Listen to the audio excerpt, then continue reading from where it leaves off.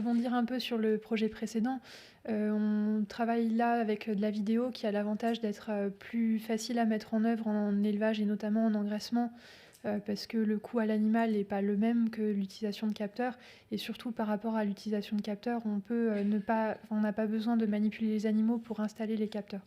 Donc là, l'idée, c'était de vous présenter un peu 2 exemples d'applications de la vidéo dans les travaux expérimentaux qu'on mène. Le premier exemple sera sur l'analyse du comportement pour évaluer le bien-être des gibets en engraissement. Et puis le deuxième sera sur l'utilisation des brosses et les indicateurs de santé et bien-être en vache laitière. Donc le premier projet Bebop, qui est piloté par l'Institut de l'élevage, l'objectif c'était d'analyser le comportement des jeunes bovins de manière automatisée et en continu. Donc on a utilisé des vidéos qui observaient les cases de nos animaux 24 heures sur 24, et puis de l'intelligence artificielle pour apprendre à un algorithme à reconnaître le comportement des différents animaux. Donc la collecte de données s'est faite à la fois à la ferme expérimentale des Établières et au pôle de l'Anneau. C'est pour ça que vous voyez des limousins sur la photo. L'idée, c'était pour permettre à l'algorithme de détecter automatiquement les comportements, il faut d'abord lui apprendre qu'est-ce que l'animal est en train de faire. Donc on prend les vidéos, on les annote et on dit, bon, bah, voilà, là le bovin est couché, là il est debout. L'idée, c'est d'aller plus loin que juste debout ou couché, mais c'est de pouvoir aller sur des comportements qui sont peut-être un peu plus rares et difficiles à capter par l'éleveur quand il passe ponctuellement dans le bâtiment. On peut imaginer travailler aussi sur la stéréotypie, sur des comportements qui sont très spécifiques et plus fins, entre guillemets, que debout couché. Pour l'instant, on est sur les premiers comportements, c'est effectivement cela. Après, l'alimentation, l'abreuvement, on va avancer là-dessus.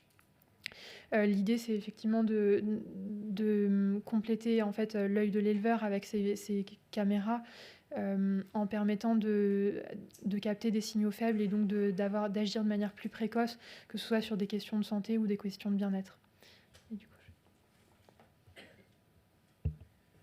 Donc du coup, moi je vais vous parler du projet BNB. Donc c'est un projet qui a pour objectif de suivre le comportement de brossage des vaches laitières de façon automatisée, individuelle et en routine. Donc le but, c'est d'anticiper les troubles de santé du troupeau, de suivre le bien-être du troupeau, mais aussi d'aider l'éleveur dans la surveillance de ses animaux. Donc nous, on espère valider l'hypothèse qu'une variation des comportements de brossage, ça va permettre d'indiquer des indicateurs sentinelles de troubles de santé. Donc nous, pour ça, on a créé un algorithme. Il va détecter, cet algorithme, les mouvements de la brosse grâce à un accéléromètre. Et il va associer le numéro de la vache qui va être sous la brosse à ce moment-là, en train de se brosser grâce à des boucles RFID-UHF qui sont connectées à des antennes. Et on va vérifier grâce à la vidéo que la vache qui est détectée par les antennes sous la brosse à ce moment-là, c'est bien la bonne et pas celle d'à côté. Donc on espère vraiment avoir des données individuelles, des durées et des fréquences par vache, par jour, pour pouvoir avoir un suivi très précis de ces animaux.